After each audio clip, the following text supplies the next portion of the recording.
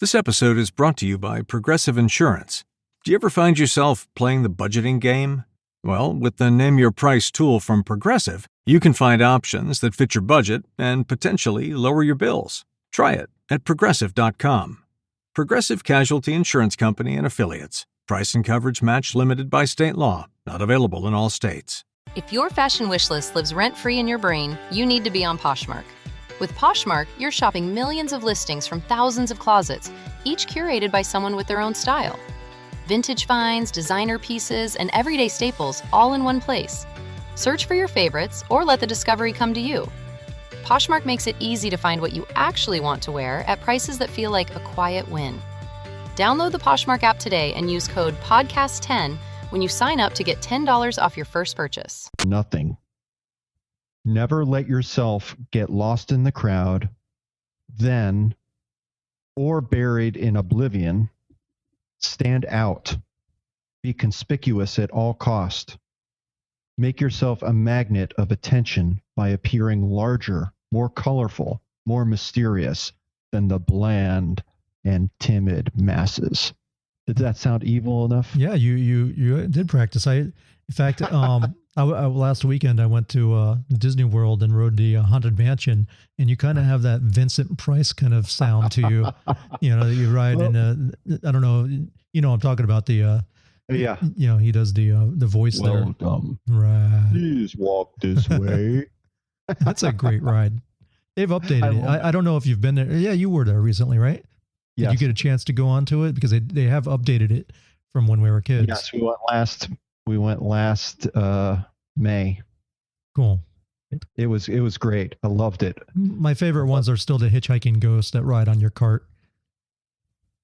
Yeah, I love the whole ride. I could go on that ride just over and over again. You know, and the coolest effects are really ancient effects. Not ancient, but you know, they're from like the 1800s, which is ancient enough.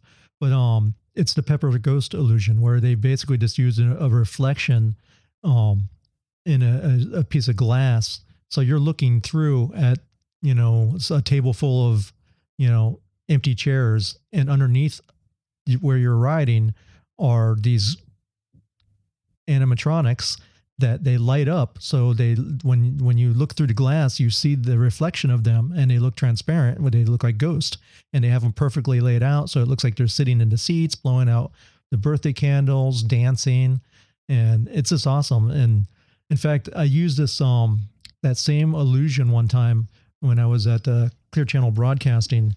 We went around and we recorded all the disc jockeys and the different promotions people and management and sales, giving little intros with about Halloween. And what I did is I made them wear I had like this black cloth, and I wrapped them around so you could only see their head. And then I went into editing software and I changed the colors on them and made their heads spin. I put fire on them, and then I used a pepper ghost illusion, and me and my buddies created this whole Halloween mock-up. And basically we called it the spook box, and it was this black box, and I took a TV and I put it upside down, and I had a piece of reflective glass at an angle. So you would see some like branches and stuff, but you would see this head floating, you know, it was like a hologram welcoming people to Clear Channel when they came in. It was really cool. That sounds really cool, but my 8-year-old's going to be disappointed because she really thought that a ghost came home with her. There are two parts to courting attention at all costs. Part one is surround your name with the sensational and the scandalous. Part two is creating an air of mystery. And as I was reading this chapter, I was really thinking, gee, you know, there are a lot of times where I don't want to court attention. I want to fly below the radar. Seems like if I sought attention, I would just get into a whole mess of trouble that I don't want to get into. And I'm reading the chapter thinking this, and I get to the end, and it says that this law, there's an art to it, and that sometimes you do want to fly under the radar. And sometimes you do want to pull back and blend in with everybody else. So I thought that was interesting. There are bending, it's bending the law. Absolutely. And did you? I know you're just talking about part one. You want to mention there's a little judgment that went with that. Do you have that, or you want me to read it? Oh yeah, I can do that. Surround your name with the sensational and scandalous. Draw attention to yourself by creating an unforgettable, even controversial image. Court scandal. Do anything to make yourself seem larger than life and shine more brightly than those around you. Make no distinction between kinds of attention. Notoriety of any sort will bring you power. Better to be slandered and attacked than ignored. I'm really getting this evil voice down. I like it. I'll turn you to the dark side yet, young Padawan. Well, when you hear the audio book, he does sound like Vincent Price, and it does sound very evil. But I think it adds a lot of weight to these words. I know in my background, I did public affairs for a few years, and during that time, it was said, any press is good press. And of course, they didn't have to put the spin on it, to put the positive spin. I had to do that. But you can always make something good out of it. And let's face it too. If you watch any TV today, you know what reality TV is, and that it's a money-making machine. Fame is a money-making machine. What other reason do these people have to be famous for except for having a reality show? That's how they're making their money, and that's how they're making even more and more money is through that reality show. They really did nothing noteworthy outside of that show as far as I'm aware. I know I'm kind of generalizing, but it's a big trend right now within the internet community. And we're even an example of it where we have a podcast right now. Podcasts seem to generate authority. They help you, become an authority in your specific niche. Blogs, evidently, that's the biggest, example of it, where people will, almost become experts when sometimes they're not even really experts. They're so, but they're the ones out there with the loudest voice and getting the attention. So, internet experts right now are saying, if you want to build an audience, to build authority, you set up a blog, you maybe do a podcast, you make videos, you get your name out there. And it's really, anyone can be a publisher right now. So it's very easy to build a platform. And it's a good thing because, there's a lot of people that should be heard. Then there's a lot of people that shouldn't. Hopefully we're some of the people that should be heard, but we'll let our audience decide that. Yeah, it's amazing to me how many people are considered to be experts. And when you look at the cost of entry to become an expert, it's very low. Like you just mentioned a few examples of how you can become an expert. And if you Google it, you'll find step-by-step lists of how to go about becoming an expert. And it's not becoming a master of that field necessarily. It's really how you market yourself. Self-publishing, get an article published in a magazine or online. You use that to your favor to establish yourself as a expert. Yeah, you see it all the time too. I used to be a member of the Hollywood Rotary Club, and we would invite, so-called experts in to give certain talks. And, a lot of the times they're there for self-promotion. They might be talking about a certain subject, but they're really there to promote themselves. And I knew one guy who, he was a web developer. And when Facebook first came out and it started becoming popular around 2007, 2008, I think it was. But this guy was already deeming himself a social media marketing expert. And it's like, social media is relatively new. How can you be an expert in this field yet? I mean, there's not that much to it yet to be, there's no degree, there's no certification. Now there actually is, but back then there was not. And people just give themselves these titles, and I still see it. I see it in whatever new thing comes out. When Pinterest first came out, I saw people releasing all kinds of, videos and tutorials, and from the certified or so-called experts, when they're really, all they did is they got there first. They read how to set up a couple of pictures and promote it. And there's new things on the horizon. I think the newest one coming out is Rebel Mouse, which a lot of people probably haven't heard of, but I think in the next year or two they will. Yeah, as I was reading through this chapter, I was thinking, as I stated before, I don't always want to court attention to myself. I think that can get me in trouble. But as I read through the chapter and kind of thought about what I was reading, it made me realize something my dad had told me a long time ago. He said, we are all salesmen. Even whether you want to call yourself a salesman or you don't, you are selling. You're selling yourself, and not like a prostitute, but I mean maybe, but if you go to a job interview and you land that job, you have sold yourself. You have sold that person who's interviewing you on the idea that you can do a good job. So we sell ourselves each and every day when we're trying. I mean, my kids are turning into great salespeople because they're coming to me constantly with, they want to do this and they want to do that. And they're learning how to build their case. They're learning how to approach me and selling their ideas. And I think that's a part of life. And the better you can do that, the more successful you'll be. Yeah, no, I agree with you. The same goes as marketing. Marketing, selling, it's the same thing. I've heard same thing. Everything in life really breaks down to marketing.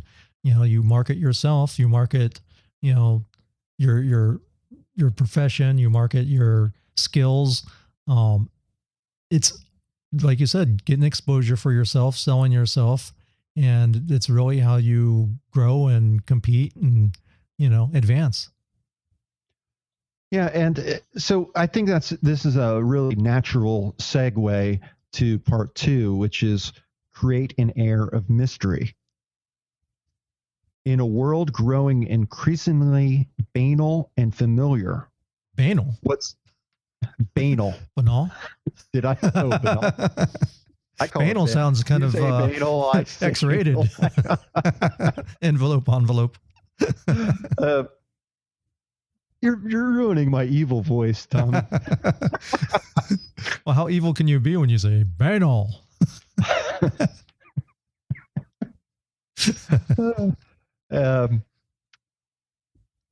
In a world growing increasingly familiar, what seems enigmatic instantly draws attention. Never make it too clear what you are doing or about to do. Do not show all of your cards. An air of mystery heightens your presence. It also creates anticipation. Everyone will be watching you to see what happens next. Use mystery to beguile, seduce, and even frighten. And, I remember something else my dad told me. He told me a lot of stuff as I was growing up, but he said, people only know what you tell them. And if you are trying to, if I think that's true, whether if you're trying to get something done, depending on how open you can be, people will stand in your way. So people only know what you tell them. And, no one is a mind reader. So it is really true. They only know what you tell them. So don't be an open book. And, as I was thinking about that, about not being an open book, I was thinking, you know what? People put down books when they're not interesting and when they're predictable. So if people aren't, paying attention to you or reading your book, you're going to end up dusty on a shelf. You're going to end up in a garage sale or donated to charity because no one wants to read you. So I think that kind of dovetails perfectly with bringing attention to yourself. There's a line and there's an art to it, but sometimes it's good to, it is good to get paid attention. And if no one's paying attention to you, that's probably not a good thing. Observance of the law. Like my accent again? I do. It gets better every week. One of the observance of the law is one of the little chapters or little sub-chapters inside each law. This one thing that we skipped over was what seemed to me like the origin story for P.T. Barnum, who is, supposedly like one of the, if anyone knows anything about marketing or history, he was the premier 19th century showman, and he was known as able to generate all kinds of curiosity and, promotion. He was a king of self-promotion. But back when he first started, he still was assistant to the owner of the circus, who was Aaron Turner. And supposedly in 1836, P.T. Barnum was walking through town wearing a new black suit, and he all of a sudden had like all these people following him, and he was like, "What the hell? Why are these people following me?" And eventually, someone in the crowd yelled, "Hey, that's Reverend Ephraim K. Avery," who was some guy that had got away with murder, but everyone believed he was still guilty. And so the mob actually started to lynch him, and they ripped off his suit and started to attack him. And he goes, no, follow me to the circus. I promise you, I work at the circus. So when he went to the circus, old man Turner was sitting there, and he had orchestrated the whole thing in order to attract the crowd to the circus. And that's from then on, Barnum picked up that technique and used it to make it, the most popular circus in the world. Yeah, that wasn't very nice, was it? No. Almost getting lynched. So, thinking about this law, if we're supposed to attract attention to ourselves, I mean, P.T. Barnum's boss, Turner, was attracting attention to the circus. Not necessarily at himself, but he knew how to use that law and get the attention. And I think it also said too that, because of that little game that he was playing, that P.T. Barnum did not like whatsoever. They both benefited from it. And the circus was packed. And actually, Barnum, from then he started doing those little tricks. He learned a very good skill, and you still see it today. But one of the tricks he did was he put free music for the millions and hung it on a banner in New York. And at the time, I guess he was working for a museum, and he was trying to drive traffic to the museum. But what he did is he had all these people come out. Musicians come out on the balcony, and so people gathered around to hear the music. But the guys were so awful on purpose that people couldn't stand it. So they retreated by going inside, buying a ticket, and going inside the museum, which was the intended purpose all along. Yeah, definitely. It's definitely more art than science. Yeah. And I think when you have a mentor like P.T. Barnum, you get shown the ropes, and you learn, you evolve your art. Well, he also, the other thing, and I remember watching a show about this, but he bought a carcass of a monkey and a fish or something like that, and it was supposed to be a mermaid, and he would put it on tour as being like the first mermaid, right? Like a live proof that mermaids exist. So people came in, and it started the whole sideshow oddity thing. But this is still in use today, which is almost. I saw it on Animal Planet, I think, where they had this whole show about mermaids, right? And it was despicable. They were actually trying to make people believe that mermaids exist. So they're showing all these scary footage underwater, of scientists down in research vessels, and they show all of a sudden something flash up against the screen, and they do a still image, and you see a man with like a tail, with a fish tail, and they're like, oh, there's mer people, and they're like, they come up with this whole thing that there's, evolution went on two paths. The people that walked and were apes, and the other ones that stayed in the ocean, and that they started trying to show all these different things that supported it. So they knew people were going to be curious. And so people would look up on the website and see what was going on. Well, what do they do when you went to their website?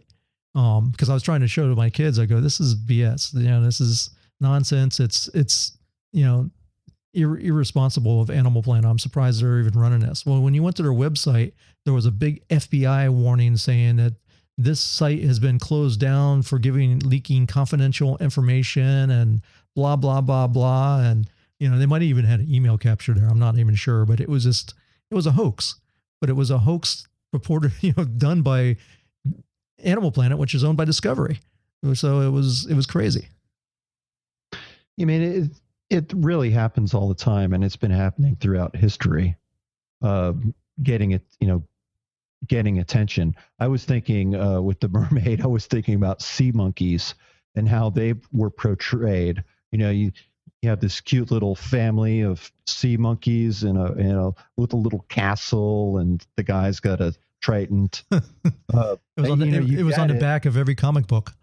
Yeah, it was on the back of every comic book, and it was nothing like that. Nothing like that. You ordered them though, right? I ordered them quite recently for my kids. Oh, really? I ordered them when I was a kid. I remember waiting, anticipating, and I got the little envelopes, and I dropped them in the water, and I thought I was going to see these little creatures dancing around, and swimming. I thought it was going to be like the coolest thing, and it was brine shrimp. And all that happened is one of the brine shrimp ate all the other ones, so I had one little fat brine shrimp swimming around, and it was disgusting. Yeah, I mean, it's a company is still in existence. You can still get them. Yeah, I know. It's cool. It is cool. I was thinking about A Christmas Story, the movie A Christmas Story, which is a classic, I guess, by now. You'll shoot your eye out. I remember the little kid was listening to the radio about the Orphan Annie radio hour, and he sent off, collected all these box tops, or collected something for his secret decoder ring, and then he had to listen to the radio show to get the code, and he's locked himself in the bathroom, and he's decoding it, and the message is drink more Ovaltine. It's just an age. We're so susceptible. Trick. We're so susceptible to that. I remember when I was a kid, working in radio, I still amazed of the power of Y100. I think it's the only station that's still on the air down in South Florida that was around when we were kids. And I remember answering the telephone. I listened to Y100 because I'd heard on the radio, if you answer your phone like that, you can win money. So, and I remember my mom would be like, why are you doing that? And people would be confused. They didn't know who they were calling because I was answering. I listened to Y100, and it was just confusion abounded. But it was, a kid listening to the radio thinking, oh yeah, I'm going to win some money by answering the phone this way. Yeah. In the book, in this chapter, it says, we secretly crave enigmas, people, or things that cannot be instantly interpreted, seized, or consumed. And, all of this, I think, is a great example of that. Remember the commercials for toys when you were kids? For you, I think the G.I. Joe commercials probably, come to the top of the list there. But those action figures would do everything and anything, and it was just like so cool. And you watch that commercial and your imagination would just run wild. And you get the toy and you're like, it doesn't do that. Or like it's like something's supposed to pop, like shoot out, or like a gun or something like that, and it would just go bing. What comes to mind, and it's still a very popular toy, is the Slinky. They always had those things climbing down the stairs and looking so cool. I could never make my Slinky go down the stairs. It never did that. All it did was get bent out of shape, and it was useless after that. Yeah, it's and it's not a bait and switch. They're not trying to really con you. They're just presenting it in the most optimistic light. And that's a part of selling things. I tell my kids all the time when they see something on the TV and they're like, oh, that's so cool. It's only 3 installments of $19.99. I'm like, they're trying to sell you something. Of course they want it to look cool. They want your money. That's what commercials are for. They're for getting your money. I wish I had this piece of mail in front of me. Oh, I have my phone. I took a picture of it, and I'm gonna read it to you, right? Because it's direct mail is so powerful, but this one was from the publisher's clearinghouse and for the sweepstakes, and it was to my mom, and I was like, this is just too good to be true. The stuff that I was giving my kids a lesson, and hold on, I'll scroll through my phone so I can actually give an intelligent report on it. Oh God, I hope it's still here. Maybe it's not. Damn it. It's self-destructed. Oh, I didn't take it with my phone. I took it with my camera.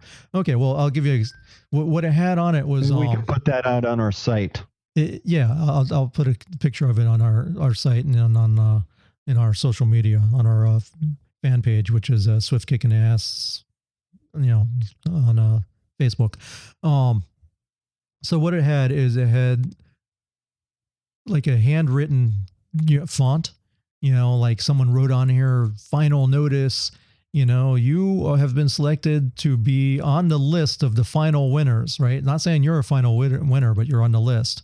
And then it had all these calls to action on the outside. There was like 4 or 5 of them on the thing to try to get you to open it up. It was like, final notice, if you don't open this by, September 15th, you are going to be bumped off the list and not qualify for $100,000. And, then on the back, it had this other thing, final notice, and it just kept on repeating it. And it had this big gold sticker on it saying, you are on the list, make sure this is a time sensitive material. It had another thing that looked official, like it was like a perforated document, like you got like something from FedEx, like open this now. And just looking at it made you anxious. Like, God, I got to open this. It tells me to. But it was such a great piece of work. I wish I had the picture with me so I could go further into detail. Now that's courting attention at all cost, is it not? Yeah. Great direct response. It does also amaze me how so many people can be fooled by that. In fact, a lot of email scammers nowadays, are very good at imitating, making letters look like they've come from the FBI, and they take advantage of a lot of people, unfortunately. Whereas you and I know we look at things with a very critical eye, and we're cynical. We're saying no way is that possible. If it's too good to be true, it's not true, and we understand that. But a lot of people are very gullible out there, and a lot of people get taken advantage of. So I think that's a great reason to understand this law, is that people are out there, people in groups are out there courting attention at any cost. They want to get your attention so they can get something out of you. Let me give you an example. I live in South Florida. So South Florida, we use something called a Sun Pass, which, it's for toll. I'm sure other areas have something similar, but basically they want everyone to sign up for the Sun Pass. So when you're on a toll road, you don't have to stop and pay cash. It just, it uses a little RF transponder, and it keeps track of your tolls. Well, if you run through a toll and you don't have a Sun Pass, they take a picture of your license plate and they mail it to you. And at the end of the month, they give you your tolls and you got to pay it. You got to pay it to the county or the state or whatever it is that's, owns that road. And so there's this company, they created a company called like Toll Enforcement Collection Agency, LLC, right? And they made it look exactly like the same document you would receive from the official SunPass people. And they say you have been put in collections and you owe a balance of $50 to clear this up. So we take no further action. And so your license is not suspended. So it was a complete scam. It had some PO box and people would mail $50 in thinking that it was official and they would walk away with the dough. Yeah, it's a shame that people do that and people get away with that. But that's the world that we live in. Yes.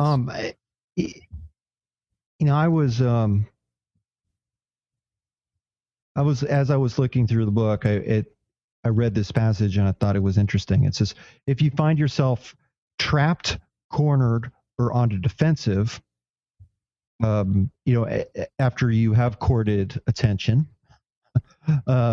try this. And it was, do something that cannot be easily explained or interpreted, catch them off guard. And it can be something very simple but unsettling. When I know that I've gone too far in courting attention and there's too much attention on me, I've recognized that a simple smile, is the most disarming thing in the world. And sometimes I smile and I add a nod, especially talking with my wife. My wife does the same to me. I think something like that can, it makes people, it adds mystery, just like in the second part. It adds mystery and can be misinterpreted. So you don't have to say anything about it. Just smile, but do something unpredictable, and hopefully you can kind of make them go off balance and give you the opening that you're looking for. I am sounding more evil as I do this. This is kind of funny. And the book does talk about Mata Hari, who was she was a belly dancer, right? That was her claim to fame. But I remember my dad talking about her. I think I remember seeing old film footage or maybe it was recreations of her, belly dances or something like that, but with the veils and, she was like a big deal back then. I think it was in France or Italy or one of the European nations. But it turned out that, she would make everyone believe that she was from somewhere else and everyone would try to guess, is she from India? Is she from, the Far East? She's real mysterious. It turned out she was like from Norway or something. She was really just another European, but she just disguised herself and, had learned a few moves that were, unique and different from the traditional dance of that era. And she created this whole air of mystery around her until I think people finally realized that she wasn't who she said she was. And they even accused her of being a foreign spy for the Nazis or something. Wasn't she a foreign spy? I don't think she was. Let's see, Mata Hari went too far in her fabrications, although the accusation that she was a spy was false. At the time, It was a reasonable presumption because all of her lies made her seem suspicious and nefarious.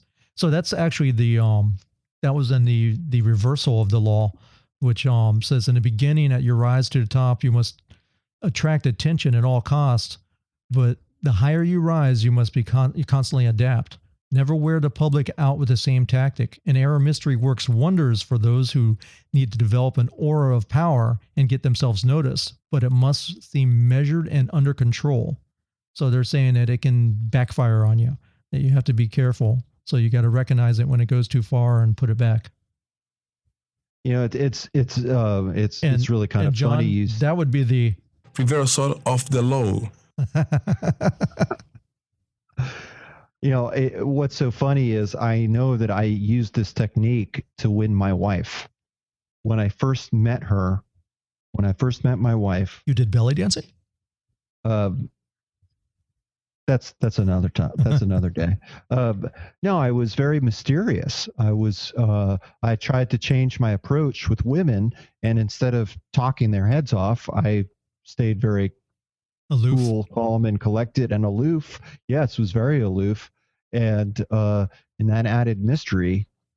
And I won because we've been married 14 years now. That must have been after you read that book, Nice Guys Don't Get Laid. Did you remember that? That was popular. I think it was back in the 90s, where it was these guys had come up with a whole, it was kind of like a cartoon tongue-in-cheek thing, but it was very true. It showed like how the girl sees the bad boy and wants to change him and turn him into a prince, and how it shows like in a cartoon of another guy, like the nice guy, and she's stepping on him like the welcome mat as she leans over and is kissing the guy in the leather jacket. It's funny. Did I ever give that back to you? It's in a sense it's true though. I remember talking to my mom once, and my mom was talking about, women don't like guys that are too nice. I had a boyfriend, and he just was too nice, something about him. And I was like, Mom, I don't want to know that. I see you as, Mother Nature, and everything's nice and holy and beautiful. Not that you like bad boys. But she likes Metallica and thinks that marijuana should be legalized. That's true. How well do you know your mom? Now, I did take a picture with my phone the other day of a billboard that's running down here, and it's they're doing seminars now for business opportunities for if and when marijuana gets legalized in the state of Florida. Hilarious, huh?